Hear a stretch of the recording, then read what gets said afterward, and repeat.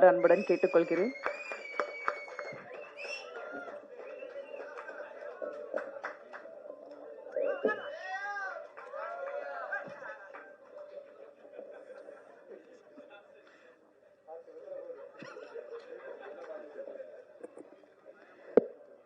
கதை நாயகி அஸ்வினி சந்திரசேகர் அவர்களை மேடை கழிக்கிறோம். தாரா கிருஷ்ணன் அவர்களை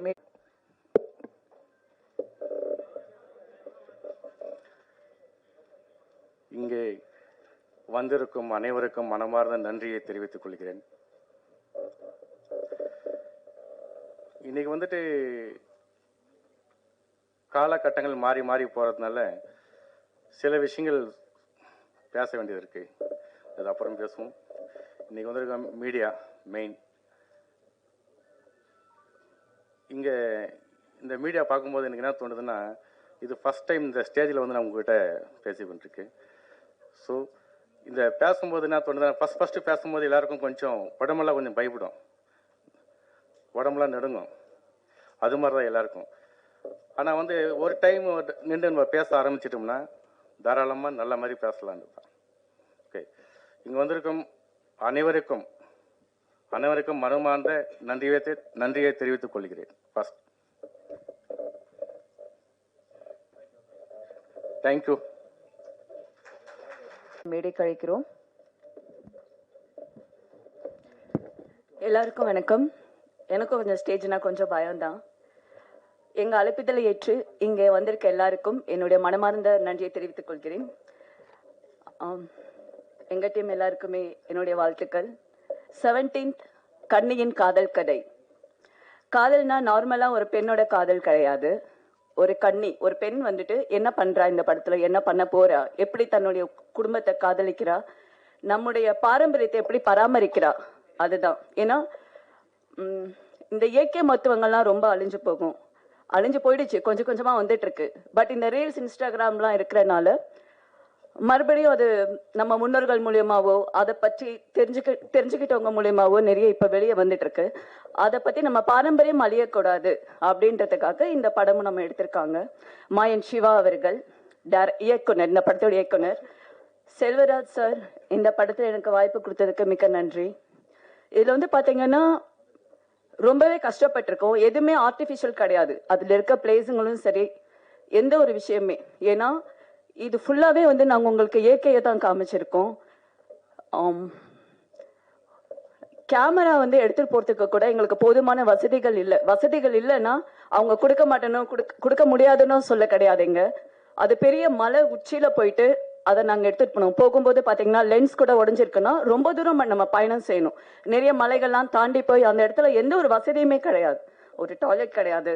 ஒரு படுக்கிறதுக்கு ஒரு மூவினா நார்மலா நம்மளுக்கு கிடைக்கிற எந்த ஒரு விஷயமே இந்த மூவில நம்மளுக்கு கிடையாது. ஏன்னா எதையுமே இங்க இருந்து அங்க எடுத்துட்டு போக முடியாது. அப்படிப்பட்டு நாங்க ரொம்ப கஷ்டப்பட்டு இந்த மூவி பண்ணிருக்கோம். இந்த கன்னி படத்தை வெற்றி பெற வைக்கிறது நம்ம மீடியா மக்கள் கையில இருக்கு. இதுக்கு மேல என்ன பேசுது எனக்கு தெரியல. இது வரைக்குமே போதுமானது. நன்றி. தேங்க்யூ. நன்றி. எனக்கு ஃபர்ஸ்ட் வணக்கம். ஃபஸ்ட்டு என் ஃபேமிலிக்கு நான் தேங்க்ஸ் பண்ணிக்கிறேன். அப்புறம் என் ஃப்ரெண்ட்ஸ், அப்புறம் நான் அழைச்சி வந்திருக்க செலிபிரிட்டிஸ் எல்லாத்துக்கும் நன்றி. அப்புறம் என்ன சொல்கிறதுன்னு தெரில, ரொம்ப எமோஷ்னலாக இருக்குது. Director, producers and N team cruise எல்லாத்துக்கும் நன்றி. தேங்க்ஸ். நன்றி. அடுத்து எல்லாருக்கும் வணக்கம். எனக்கு இந்த ஆப்பர்ச்சுனிட்டி கொடுத்த செல்வராஜ் சார், சிவா சார் ரொம்ப நன்றி. இங்கே வந்து நான் முக்கியமாக தேங்க்ஸ் சொல்லணும்னா என்னோட மியூசிஷியன் ஃப்ரெண்ட்ஸ், எனக்கு இந்த மூவி பண்ணுறதுக்கு ஹெல்ப்ஃபுல்லாக இருந்த ஃப்ரெண்ட்ஸ். ஃபஸ்ட்டு இந்த ஒரே ஒரு சாங் தான் அந்த படத்தில், அதுக்கு லிரிக்ஸ் கொடுத்தவங்க உமாதேவி சூப்பராக பண்ணியிருக்காங்க. அண்டு மீனாட்சி இளையராஜா சூப்பராக பாடியிருக்காங்க. அண்டு என்னோட மியூசிஷியன் ஃப்ரெண்ட்ஸ் வந்து ஆகாஷ் வயலினிஸ்ட், ஸ்ரீகாந்த் ஃப்ளோட்டிஸ்ட், அப்புறம் மிக்ஸ் மாஸ்டர் பண்ண ரோஷன், இவங்களுக்கெல்லாம் நன்றி. Thank you so much. நன்றி. என்ன தவிர எல்லாரும் சீக்கிரமா பேசி முடிச்சிட்டீங்க. அடுத்து நாம் பேச அழைக்கிறோம். கன்னடத்தில் 3 படங்கள்.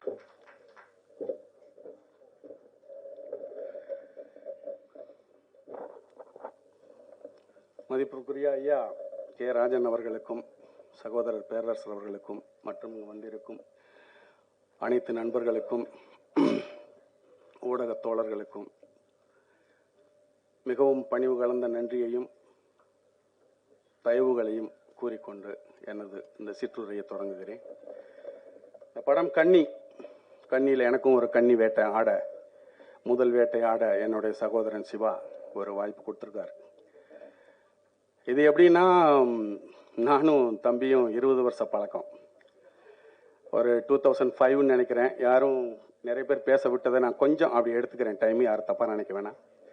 2005 பெங்களூரு மெஜஸ்டிக்கு. இல்லை நான் 2-3 படம் பண்ணிகிட்டு இருக்கேன். ஒரு படம் மியூசிக் பண்ணுறேன், ஒரு படம் ஸ்கிரிப்டில் இருக்கேன், ஒரு படம் டைரக்ஷனில் இருக்கேன். ஒரு பையன் என்ன மாதிரியே ஒரு கண்ணங்கரையன்ட்டு ஒரு டிஸ்ட்ரிபியூட்டர் ஆஃபீஸில் இருந்து, சார் எனக்கு ஒரு வாய்ப்பு கொடுங்க அப்படின்னாப்புல. நானும் எல்லா டைரக்டரும் மாதிரி அடுத்த படம் பார்க்கலாம் தம்பி அப்படின்னேன்.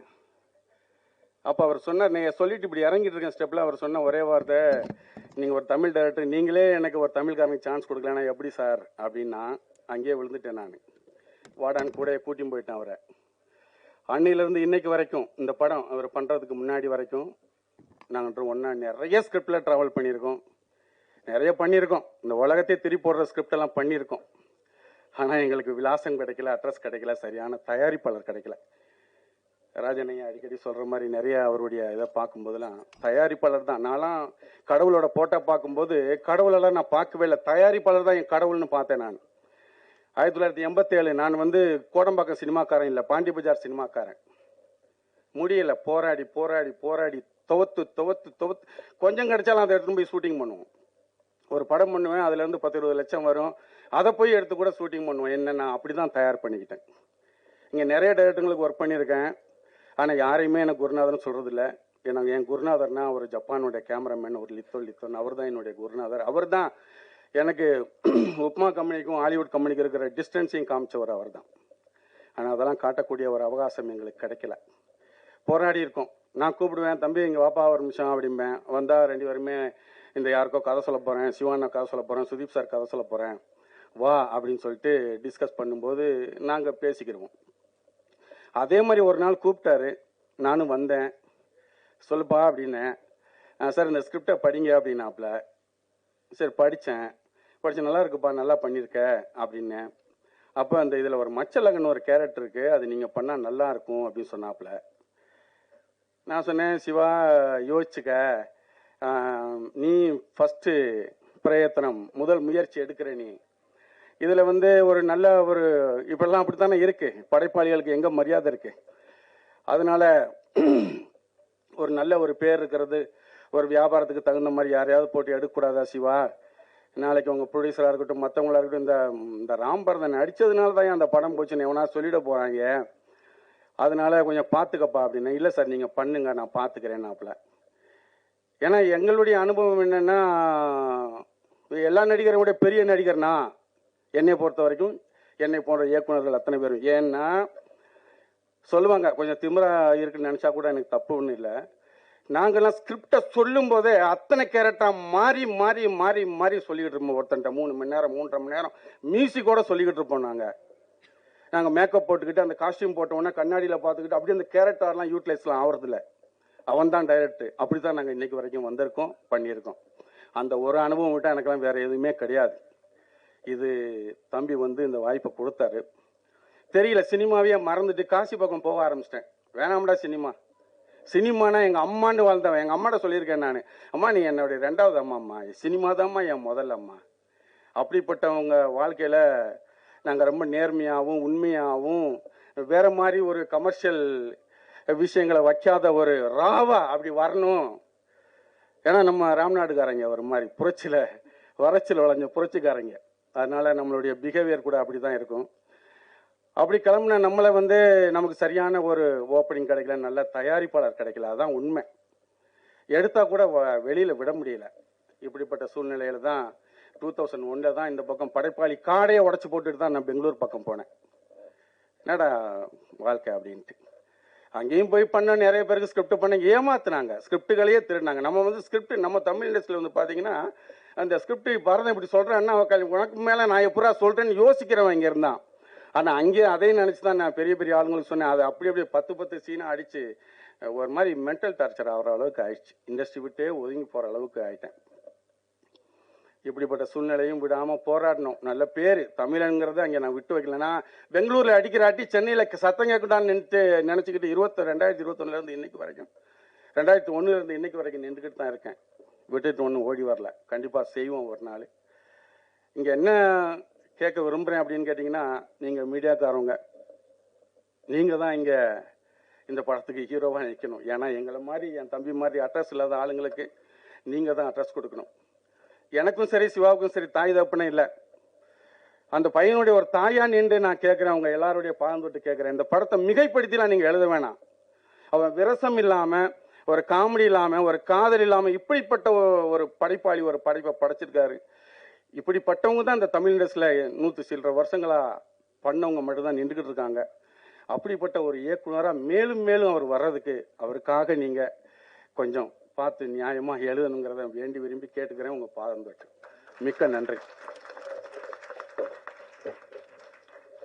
நன்றி சார். அடுத்து நாம் பேச அழைக்கிறோம். அழிவும் கெட்ட விளைவும் வேரோடு புறையோடி போன பல விஷயங்களை சொல்ல போகும் கன்னி படத்தில் முக்கிய கதாபாத்திரத்தில் நடித்த மணிமாறன் அவர்களை பேச அழைக்கிறோம்.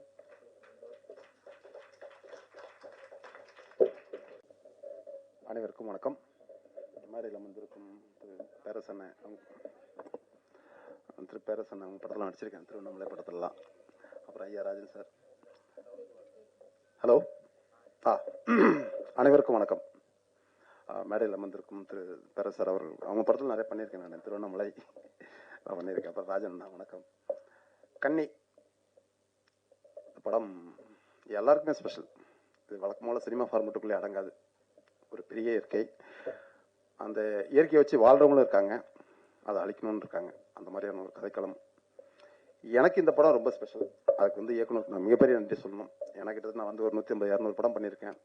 ஒட்டுக்கட்ட அருவா துப்பாக்கி இந்த மாதிரியே தூக்கிட்டு நான் மணிமாறன் நீ அந்த மாதிரி மெட்டீரியல் கிடையாது, நீ வா அப்படின்னு சொல்லிட்டு வேற ஒரு வருஷன், வேற ஒரு 2 பெண் குழந்தைக்கு அப்பாவா கதாநாயகன். நான் ஒரு பிரமாதமான கேரக்டர் வாழ்ந்திருக்கேன் அப்படின்னு தான் சொல்லலாம். அது ஆனால் ரொம்ப கஷ்டப்பட்டிருக்கோம், எல்லாரும் சொல்ற வார்த்தை தான் அது.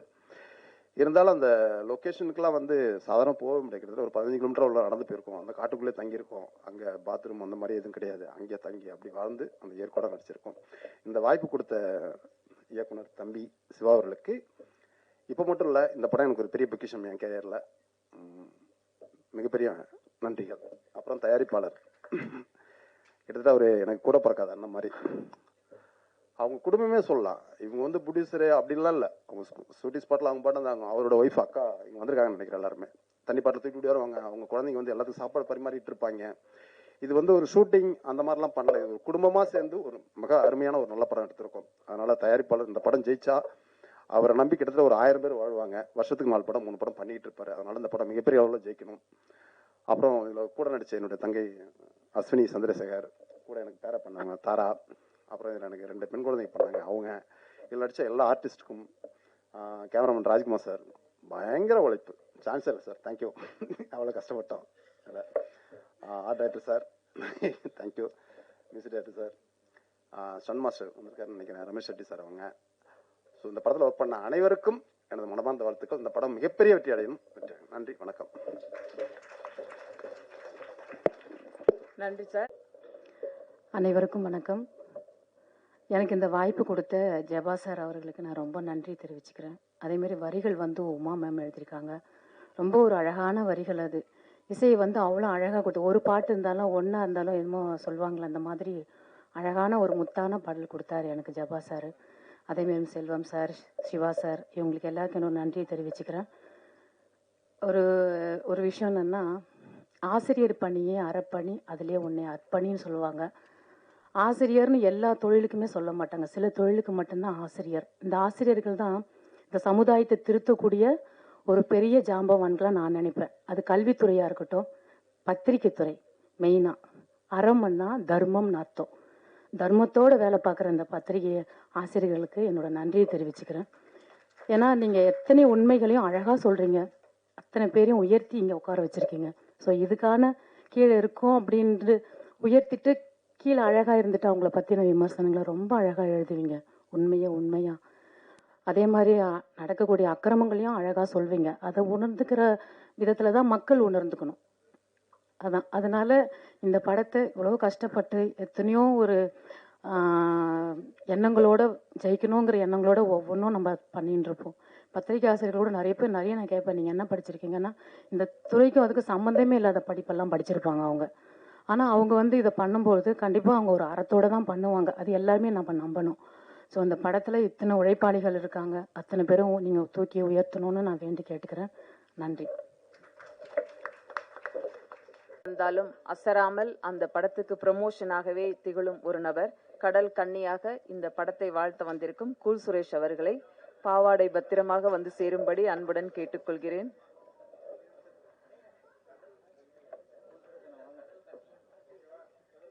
வாங்க, சொல்லிட்டேன், பாவாடையெல்லாம் பத்திரமா பார்த்து வாங்கன்னு சொல்லியிருக்கேன்.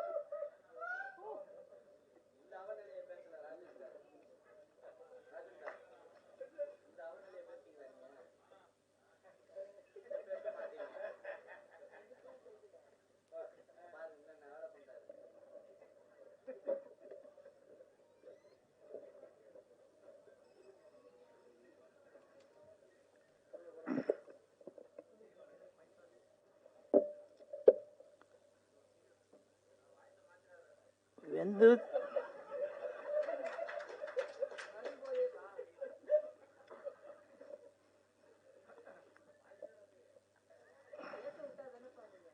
வெந்து தணிந்தது காடு, கன்னிக்கு வணக்கத்தை போடு போடு போடு. எதுக்கு நான் எதுனா பண்ணி அப்புறம் இவங்க திட்டுறதுக்காக வேணாவா. மேடையில் அமர்ந்திருக்கும் அனைவருக்கும் வணக்கம். குறிப்பாக ராஜன் சார், பேரரசர், இயக்குனர், தயாரிப்பாளர் அனைவருக்கும் வணக்கம். பத்திரிகை நண்பர்கள், ஊடக நண்பர்கள், இணையதள நண்பர்கள் அனைவருக்கும் வணக்கம். கன்னி இந்த படத்தோட ப்ரெஸ் மீட்டுக்கு தான் வந்திருக்கேன். நான் ஸ்டேஜில் ஏறும்போது எனக்கு ஜாக்கெட்டு, அந்த பாவாடை, தாவணி எல்லாம் என்னால் சரியாக போட்டுட்டு மேலே ஏற முடியல. உடனே டக்குன்னு படத்தோட தயாரிப்பாளர் செல்வராஜ் சார் டக்குன்னு அவனுக்கு ஒரு சால்வை போட்டு இந்த கன்னியை காப்பாற்றிட்டார் அப்படியே. ஸோ அவருக்கு என் மனமார்ந்த நன்றி செல்வராஜ் சார். அது மட்டும் இல்லை, நான் இங்கே பக்கத்தில் இருக்கும்போது என் பக்கத்தில் உங்கள் பேர் என்ன சொன்ன, தாராவா, அவங்க கூட சொன்னாங்க எங்களை எல்லாரையும் நல்லா கன்னித்தன்மையோடு பார்த்துக்கிட்டாரு ப்ரொடியூசரு அப்படின்னு சொல்லி. ஸோ அப்படி ஒரு தரமான தயாரிப்பாளர் செல்வராஜ் சார். அதே மாதிரி படத்தை பற்றி பேசினாங்க இயக்குனர் சார். இயக்குனர் அவர்கள் சொல்லும்போது அவர் அறியாமலே ரொம்ப ஒரு எமோஷ்னல் ஆனார். உங்களுக்கும் என் மனமார்ந்த வாழ்த்துக்கள், நன்றிகள் சார். ஏன்னா ஒரு ஒரு ஒரு படம் தயாரிக்கும் போது அதில் அவ்வளோ கஷ்டங்கள் இருக்கும். அதே மாதிரி இயக்குனர்களுக்கும் அவ்வளோ கஷ்டங்கள் இருக்கும்.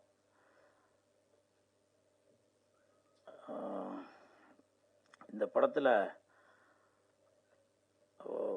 ஏதோ ஒரு 4 குத்துப்பாட்டு, ஒரு லவ் சீனு, ஒரு 2 ஃபைட்டு அப்படின்னு வச்சு பண்ணிட்டு போகாமல் ஒரு மக்களுக்கு ஒரு மெசேஜ் சொல்லணும். இன்றைக்கி இயற்கை அழிந்துட்டு வருது, சித்த வைத்தியம் அதெல்லாம் அழிந்துட்டு வருது, இங்கே கிடைக்கிற அந்த மூலிகை பொருள் எல்லாமே வெளிநாட்டுக்கு போயிடுது, வெளிநாட்டில் உள்ள இங்கிலீஷ் மருந்தெல்லாம் இங்கே வந்துடுது அப்படின்ற ஒரு ஆதங்கத்தை படத்தில் நல்லா சொல்லியிருக்காரு இயக்குனர், தயாரிப்பாளர் அவர்களுக்கு என் மனமார்ந்த நன்றி. பொதுவாகவே சொல்லுவாங்க கன்னி அப்படின்னாலே அதுக்கு ஒரு ஸ்பெஷல் உண்டு. சில இதை நான் சொல்லுவேன், அப்புறம் திட்டுவீங்க, அது வேணாம். கன்னி அப்படின்னாலே கன்னிசாமி அப்படின்னா அது ஒரு முதன்மையாக இருக்கும். கன்னி தெய்வம் அப்படின்னு சொல்லுவோம். ஸோ அப்படி கன்னி அப்படின்னாலே அது ஒரு ஸ்பெஷல் உண்டு. இப்போது இந்த ட்ரெஸ்ஸு போடுறதுக்கு எனக்கு அவ்வளோ கஷ்டமாக இருந்துச்சு. ஒரு கன்னியாக இருந்து இது நான் ஃபீல் பண்ணுறதுக்கு எனக்கு தெரியுது. ஆனால் இதே அந்த கன்னி அப்படின்ற ஒரு படத்தை எடுக்கிறதுக்கு எவ்வளோ கஷ்டப்பட்டிருப்பாரு அப்படின்றது இந்த உடை உடுத்தும் போது தான் தெரியுது. நன்றி இயக்குனர், தயாரிப்பாளர்.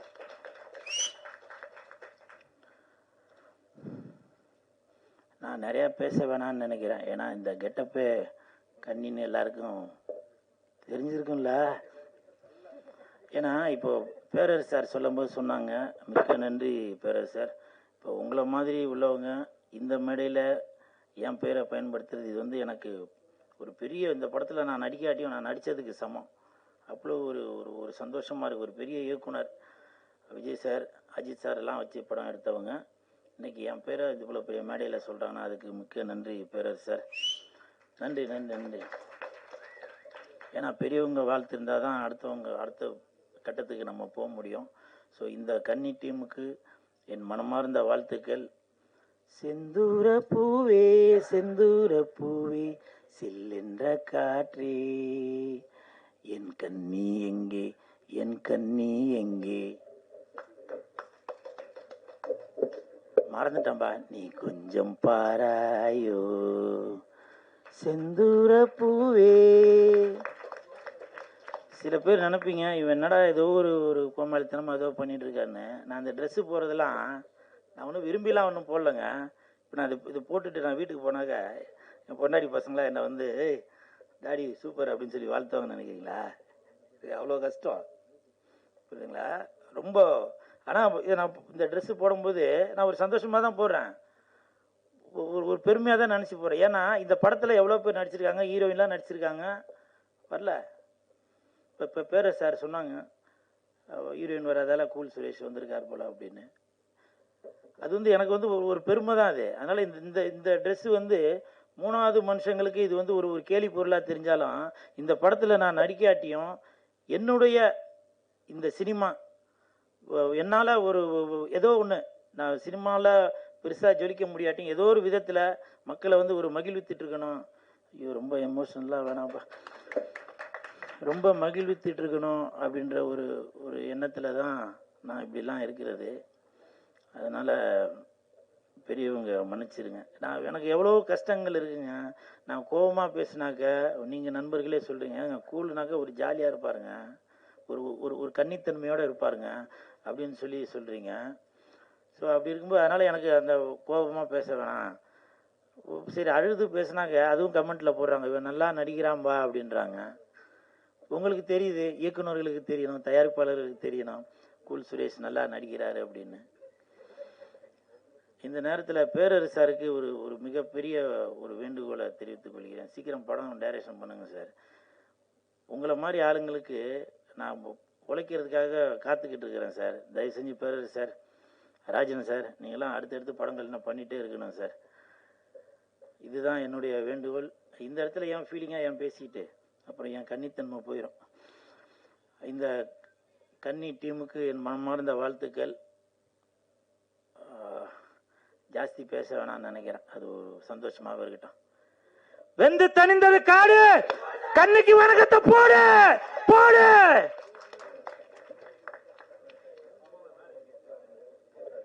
இவ்வளவு நேரம் நல்லா தானே பேசி. அஸ்வினி கொஞ்சம் மேல வாங்க. தயாரிப்பாளர் திரு கே ராஜன் சார் வெளியிட படக்குழுவினர் பெற்றுக்கொள்வார்கள். பேரரசு சார் இணைந்து கொள்ளலாம். படத்தின் கதை நாயகி அஸ்வினி வந்திருக்காங்க. ஏற்கனவே இவங்க மேர்லின் படங்கள் எல்லாம் ஒர்க் பண்ணியிருக்காங்க. மரகத காடு இந்த படத்துல ஒரு முக்கியமான கதை நாயகியை நடிச்சிருக்காங்க. ஒரு சில வார்த்தைகள் பேசின பிறகு நம்ம ட்ரைலர் லான்ச் பண்ணலாம். சீக்கிரம் வாங்க.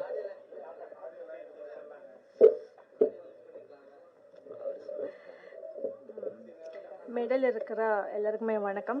தென் மீடியா சப்போர்ட்டர்ஸ்க்கு என்னுடைய வணக்கம். Sorry for the delay, late ஆயிடுச்சு, என்னோடய ஃப்ளைட் லேட் ஆயிடுச்சு, அதனால தான்.